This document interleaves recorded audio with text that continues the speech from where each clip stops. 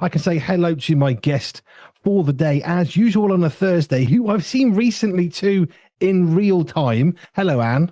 Hello, it is great to be here. Now, of course, let's just reference that I've seen you recently bit because over the weekend, Friday, Saturday, Sunday, was the Hand in Hand conference in West Bromwich in Mm. England, in the middle, fine Birmingham. You're not too far away. We were there doing some live radio interviews, and you were there with a stand, and also you were doing one of the speaky bits as well.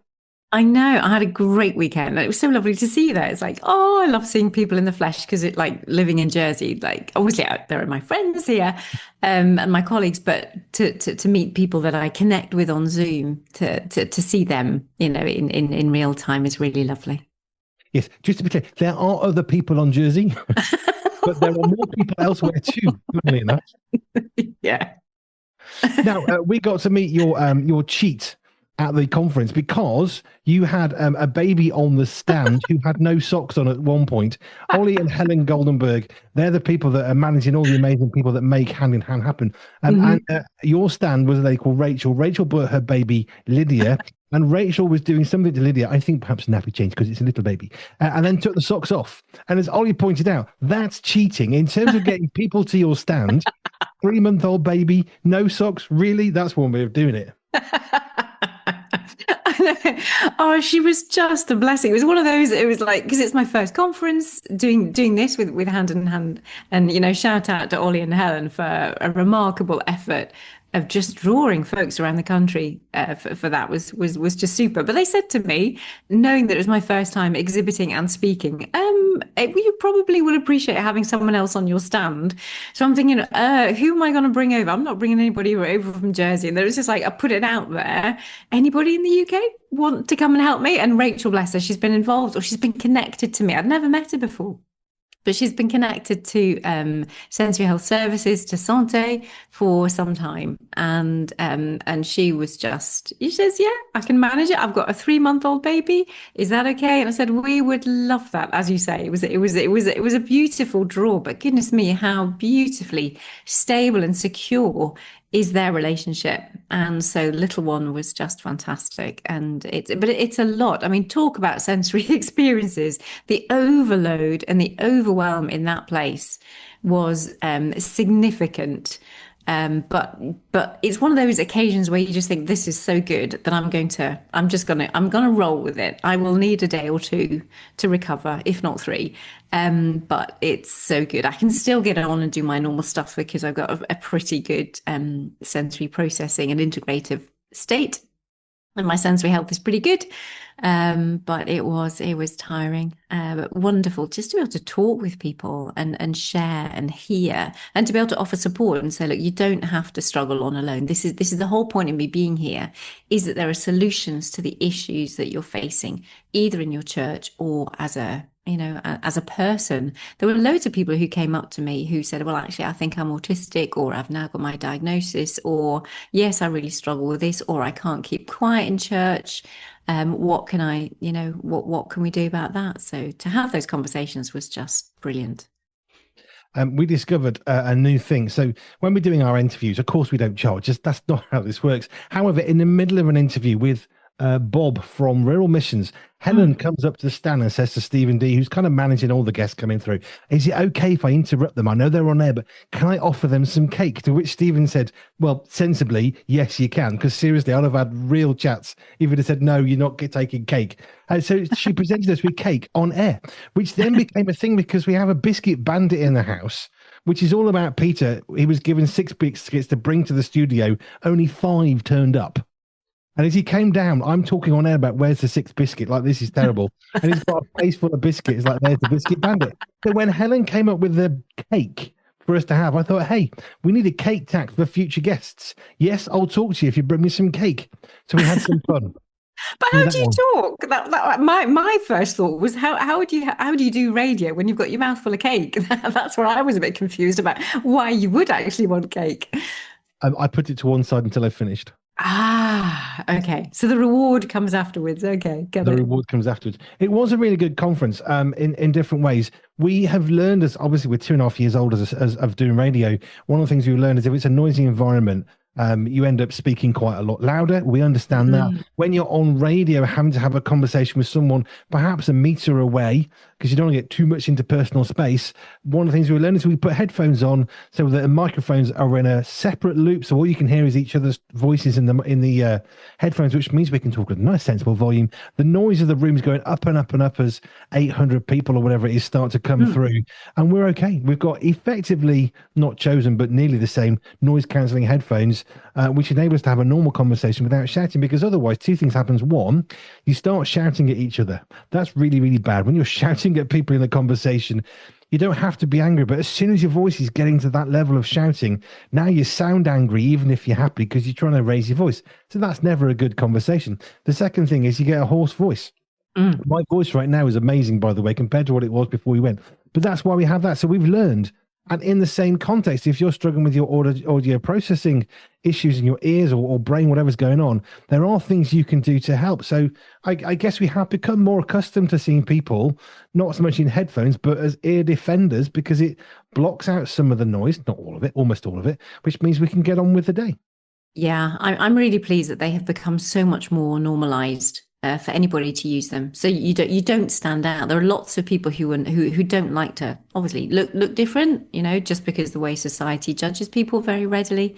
This is one of those things that's like, phew, we are getting there, that it's a lot more acceptable for people to wear to wear their ear defenders or noise cancelling headphones. Yeah, and it's great. And that's the thing when it comes to the auditory processing, with you talking there about like we speak louder, or you end up shouting at each other, and that's never what we want.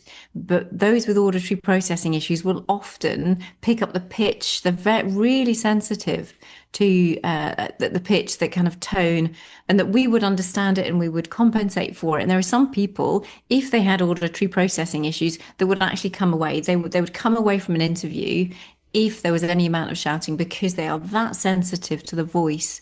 So with a lot of our people, we really have to be very regulated ourselves in order to work with them and to love them and to care for them well, because any change in our voice can be really piercing, really painful, they can take it really, really personal when it's not meant as a personal attack at all. It's just maybe the environment is a bit louder. So we need to speak a bit louder, which generally makes the voice a bit harsher. Hence why we had headphones for our guests. So we weren't shouting, which is never a good thing. Now, I know that next week Richard Scott wants to talk about a particular thing on our weekly doctor thing. So I thought I'd pick this up with you now because I thought it was too interesting from a sensory perspective. So have you heard of PJ in tennis? No, most people haven't. So if you watch a game of tennis, apparently at the top level, you'll see them, oh yes, and they're reaching for their PJ when they're having their break. It's called pickle juice. Now, pickle juice medicinally is meant to get rid of cramp. So that's the physical bit, I guess. But here's the thing. Pickle juice, I don't care who you are. I don't care what the prize money is. It's still pickle juice. So at some level, you're physically taking something that I'm not sure is, meant to be consumed like that, and you're drinking it. And I was thinking about the sensory implications of drinking something that strong. I mean, pickle juice, I couldn't even sniff it. It's basically like gone off vinegar. That's how I would describe it. But if you So drink it, literally pickle, as in something that you would pickle juice. something in. Yeah, apparently. So footballers are doing it, tennis players, because it's, I don't know, cramp or something. But I'm thinking literally, like I'm drinking a sweet drink right now, which is slightly fizzy for my throat, which is very, very good. Tastes quite pleasant. I'm not sure I could be paid enough to drink voluntarily pickle juice, because I'm likely to throw up because of the strength of the smell, the liquid going down my throat, and it's just... So I'm thinking from a sensory healthy perspective, one, what needs to be overcome for these athletes? Is it just pound signs, it's worth it because I can help myself do better? Or, there's probably a physiological thing, but how do you get past something that is that vile? Yeah. I would be interested to see how many, I don't know if the word neat applies for pickle juice, like whether you have to have it just pure, or whether you can actually add in a bit of sweetness or something to balance out the intensity of that pickle. I'm trying to think which one would it be, but is it sour? Is it bitter? That kind of vinegar. I'm not sure, but we would want to have something in there, or I would want to have something in there that would balance out the intensity of the pickle. Because yeah, goodness me. Yeah, our cognitive, our minds can absolutely override things. And if it is pound signs, we will do anything, or lots of people will do anything for money, unless it is that intense that it's just like, no, it is not going near me. Or as you say, there is going to be a throwing up, an involuntary reaction to the whole thing. In which case, yeah, you need to balance it with something else. There's no other sensory input that I can think of that is going to take away the intensity of what is going to come out of your taste buds. Your tactile receptors, your gustatory receptors in your tongue and around the inside of your mouth is going to pick up some stuff. And you can try jumping around, but most athletes, if it's the athletes that are taking it, that's when they need a break and they need to be still in order for that to happen. Normally I would pair swinging with things. I would pair jumping up and down, muscle work, pushing and pulling. But as far as the intensity of taste, I just think now let's stick with the taste and make it more palatable. What can we do to make it more palatable? Because that to me would not be a sensory healthy experience for me either. See, now this is one of the reasons why I am not the best tennis player in the world, because I couldn't do pickle juice. That's why I don't play tennis to that level. Same reason why I'm not on your football pitch every day on the TV. Why I would not be doing that. This is a new. I used to play tennis for Jersey. Tennis used to be my game, but pickle juice, thankfully, was not on the menu at that point. Or maybe I just wasn't high enough. Which, yeah, I wasn't high enough. No, but that's a new one. I think it's a recent thing, but it's also, but it's pickle juice. Who came up with this? Oh, drink some pickle juice. That's a good idea. I mean, you've got to get past so much. Yeah, well, maybe like it's all these sauerkraut people who love sauerkraut because they know the health benefits of it all. And yes, every blessing, enjoy it, go for it, keep it on your plate, keep it over your side of the table, over your side of the restaurant. Thank you. Yeah, it's not what I was not what I grew up with. So. No, me neither. Now, that leads me on very nicely to another element of sensory stuff for parents, particularly. We've all been there if you've had children, or even if perhaps you're an auntie and uncle. The child is sitting down at the table. Everything's happy and relaxed. There's a nice, gentle atmosphere. And then a sprout comes out or a piece of broccoli. And that child is going to become a limpet. It's going to become a clam. The mouth is going to slam shut. Not a chance that green thing is never going to go in my mouth. Now, part of that you can say, oh, that's just bad behavior, naughty child. But of course, we also understand when we think about it a little bit more sensibly that it's a very, very strong flavor. And since we also know that our taste buds get milder over time with aging, which is normal, therefore you can track back and think, hey, that pretty strong tasting sprout, which I'm never ever going to eat in my life, by the way, because I'm a grown up now. For a child, that isn't just strong, that is ridiculously strong. Throw in some sensory healthy processing issues as well. All of a sudden, it's not so much a naughty child as it's not just not going to happen. So how do we help? I guess specifically parents is what's on my mind today, who are thinking, how do I get my child to eat greens? It's a really good thing. It's really healthy, but they just don't seem to be able to eat it. I'm not talking about just, bad behavior that happens, but the ones that you just know this has been every week for the last 10 years, they cannot do this.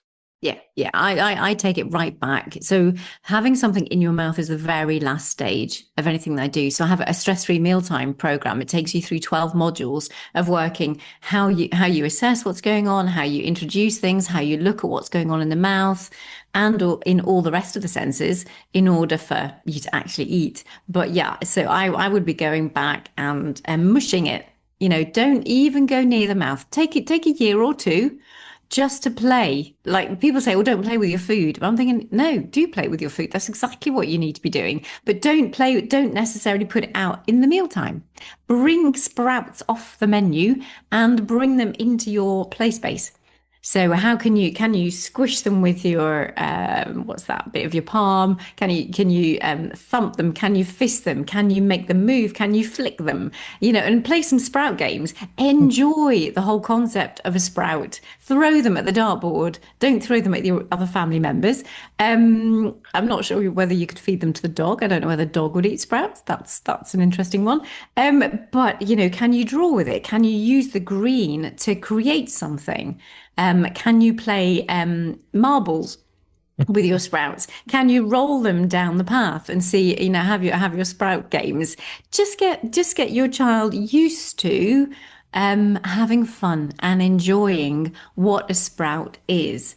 And there's a full process that I take people through to actually get it up to the mouth and into the mouth and enjoyable, but starting with it, playing with it. But I like having fun, and I think families should have fun. And I think if somebody's saying no to any food, accept that and let's work back through the steps in order to get them finally able to put something in their mouth. But it starts with the hands and it starts with the eyes, being able to see those and not having that aversive response that's just like, oh, yuck. We want to take the yuck out of when they see a sprout, which is where a lot of adults are at. It's like, no, yuck, not not touching that. So it's just like when they see a sprout, we want it to be, oh, fun. It's like, oh, yeah.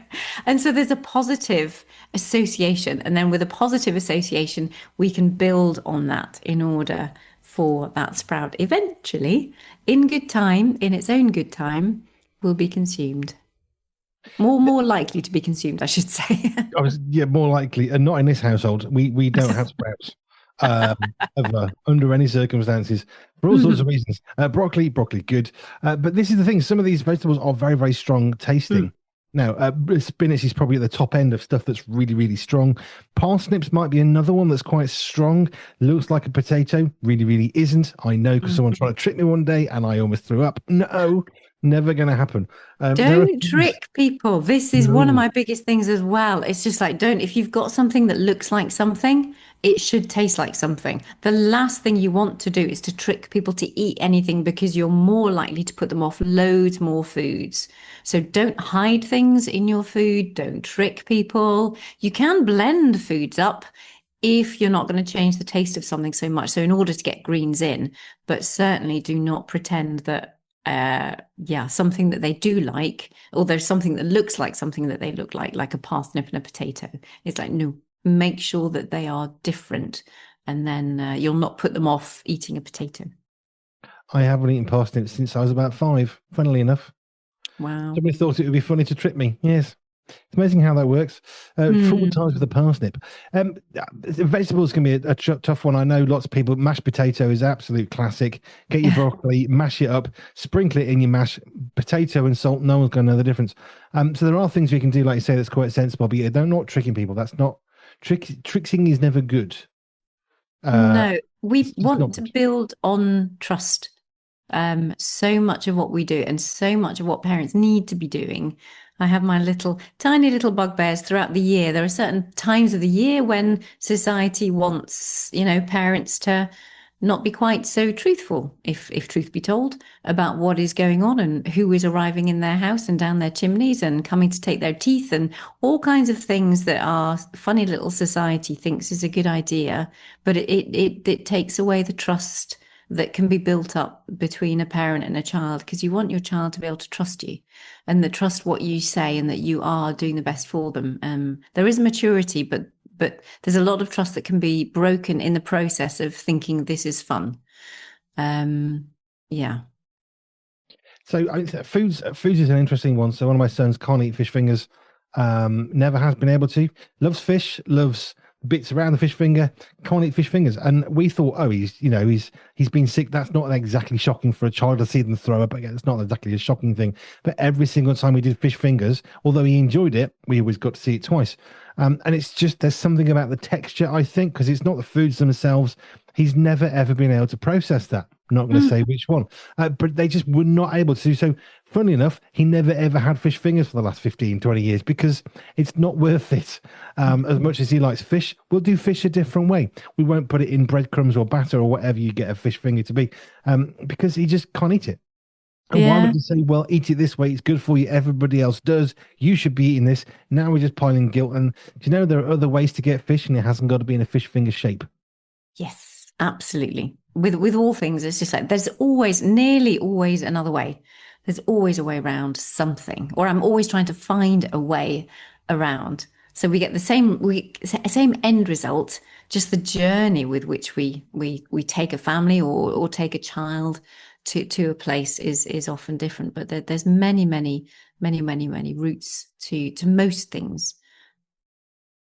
Now, sprouts, again, if you're slightly older and more mature, you might quite like a sprout. But it's not the same for a child because your taste buds have now desensitized over age. They're wearing out. This is what happens to the body. So by the time you're in your 60, 70, 80, all of a sudden sprouts are the best thing ever because it's got a nice strong flavor. When you're 6, 7, 8, that Yeah. strong flavor can result in projectile things happening. Yes, I know. Okay, you could always try and pair it. I mean, just bacon. For some reason, bacon and sprouts seems to go really, really well. There seems, or adding that extra sugar. But then you're balancing up the taste aspect, that the bitter, the sour. You are balancing and rebalancing and readdressing and taking down that level of the bitter and the sour by adding so much more salt and the sugars. So you can caramelize sprouts, and you can do all kinds of things for those who have a little more tolerance to be able to balance out that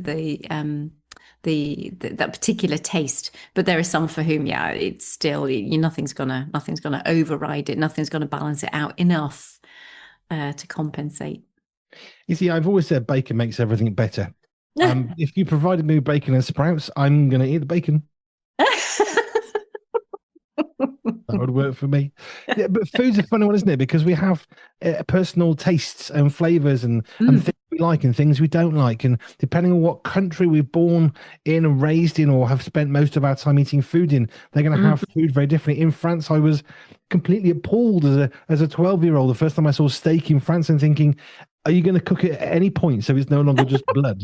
But that's normal. And all of a sudden you go into Britain and everyone says, well, you burn your steaks, So we've got different ways. Neither is right or wrong. They're just different. But of course, if you're not used to being in France, I know your mum's French, but for me, it was just, what can I have a cooked meal? I couldn't comprehend what had gone on. Yet it's quite normal. And you go to a different country, it'd be different again. And the things there are cultural, regional approaches to food and so on. But we do need to be conscious. Now, the family were very good. They knew, because they've been warned and told, when the English come and you provide them with your steak, it's probably going to get rejected. Don't be upset. So they just wanted to see how far they could get away with it. It was quite funny, actually, in the end. But they were very sweet with me because they knew that I was not going to be okay with that, probably. And so they went off and cooked it another 3 times till I thought I was okay with it. But this is food. I would have struggled to eat that because it's just not what I'm used to. You can watch Bear Grylls eating bugs, whatever. Let's leave that one to one side. But normal foods, I mean, if you can't eat a sprout, hey, you don't have to. Just say it. Sprout, it's okay to leave the sprouts. You can have cabbage, you can have broccoli, and you can have different vegetables, and all of a sudden you're still getting a good diet. Thus saith Andy B. There you go. For those of you who don't like sprouts, you have the permission. Oh, I just think they should take their sprouts and play with them. Like go and throw them at a darts board. 10-pin sprouting, that'd be good. You could get the parsnips, which are sort of pin shaped, couldn't you? Cut the bottoms off, make them flat, put those in little rows, and use your parsnips. It's vegetable 10-pin bowling. Parsnips and sprouts. I'm full of all sorts of sensible things sometimes. There you are. So food. I just thought it's interesting, the pickle juice thing, because it's a very strong flavor, which led me on to children specifically, because that is a particular struggle for children. It's going to be. I know it's one of the biggest bugbears. If you ever go to a restaurant, I've not been for years now, but if you go to a restaurant, there's always a family, and you just see the mum and the dad are just, please eat the food, please eat the food, please eat the food, because they know it's going to be a battle. But if they're not eating it happily at home, they're not going to eat it happily in a restaurant where they have absolutely every option to make life even more difficult for you. So get it right in the home. It's the best place for the foundation. Yeah, and it's lovely with some of our families that come through the sensory super system as we take them through and get the assessment of why their child would struggle in a restaurant, not just for the food, but the whole sensory environment. And we work that through, and then the results are we can now go out for a meal because actually we've changed the position where they sit, so they're not sitting with their back to the door, so they can actually have a look and make sure that they can see everybody, so they're not going to get touched unexpectedly. They can see the waiters coming. They've got they're much more clued in to what is happening at the restaurant. And also food's not coming surprisingly to them. It's so much of this surprise element that folks struggle with. And they can have a look and see, oh yeah, they're bringing that dish over there and there's that dish over there. Oh, and their chips, oh, radicase, they're thick chips, not the thin chips. I want the thin chips. So even when you think you're having your chicken and chips, the chips that were like, what does that mean? But when they can actually physically see someone else on another table getting the particular type of chip, or they want curly chips, or they can see that the curly chips are an option, then they can relax more into the experience of being at a restaurant, and they can control the sights and the sounds maybe a little bit more depending on where they're placed. They can plug things in. Yeah, there's a whole way of looking at how can we help going out? How can we enable you as a family to actually get out to a restaurant? Because that's a lovely thing. It's a lovely bonding thing for people who can, for people who can afford it, whether it be McDonald's or whether it be high-end restaurant. There's always little things that we can do to make life that bit better and help family life. You see, every time I have a sprout, which is never, I was always surprised. It's the surprise that makes me think, no, this just isn't going to happen. And I was also surprised just how utterly strong it was as a flavor. So sprouts not for me. Broccoli, okay, I'm all right with that. I like greens, I like other things. But see, cabbage, I love with mint jelly. It's one of those perfect combinations that people think, what's wrong with you? It tastes great. I'm going to tell my husband that because he told me a story, and I'm sure he won't mind me airing it. But he used to take the cabbage off his plate when he was growing up, and used to stick it in his bedroom. So it was just like I don't know what happened to it, but him and cabbage is not a good fit. But maybe I'll go home and say, oh, we might have some cabbage. Andy B says try it with some mint. So yeah, he has. What's that? Mint jelly. Mint jelly. Not the mint sauce, but mint jelly. Ah. Something about the texture of the jelly against the cabbage makes it really, really nice. There you go. Something to try. I know. Was I going to say something else then? It's completely gone. Peas. I understand, Ivan, because I was always given peas. I hated the texture of the shell. I just physically could not get it down my throat. I just couldn't do it. And we had peas loads as a kid. And I always used to wait until I was abandoned with my plate of peas and I took them behind the cupboard because I was thinking, I cannot eat them.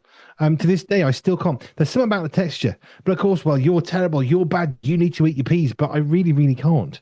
And there was something about the texture that was just, I couldn't get it down my throat. Tell me, can you how are mushy peas for you? Because I can't do the whole mushy pea thing because of the texture. How are you with mushy peas? Is that any better for you or not? I've never had mushy peas. I have petit pois, the little baby ones. They're quite nice. Yeah. Vinegar, very nice. Oh, so you take that in vinegar, just not too much. Yeah, just a little like normal like vinegar you put on your chips in the UK. A bit of that on the peas, petit pois, not peas, and they're great. I like that. Huh. It changes the texture there because but the pretty ones are quite nice. But the old-fashioned garden British hard pea, that one, I couldn't chew it, and it was just, bleh. And I waited till I was alone. And I used to chuck it down behind a cupboard. There you go. Oh, I think we've had some great conversation starters. I think for those who are driving home at the point, emotional healing. Or have this on in the background. If you're cooking tea, then there's a conversation starter for you for sure. And if you find your children are starting to put things behind the cupboard and it's food related, blame Ivan for his cabbage or me for my peas. That's fine. We're grown men. We don't care.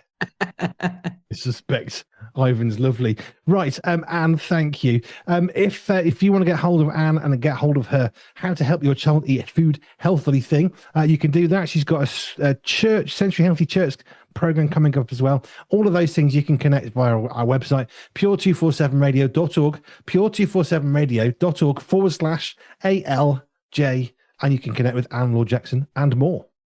Brilliant. Kindly. Thank you.